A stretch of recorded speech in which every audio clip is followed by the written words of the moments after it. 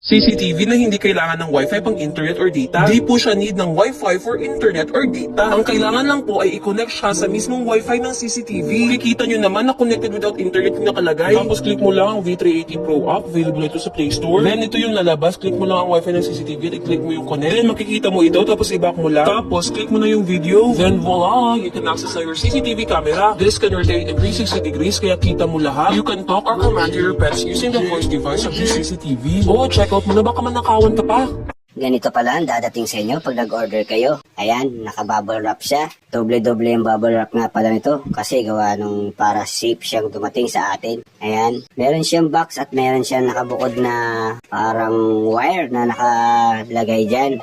Yung wire na yan, meron na siyang tinatawag na lagayan ng bulb o yung bukilya para pwede natin siyang i-set up kahit sa malayo o sa labas, o di ba?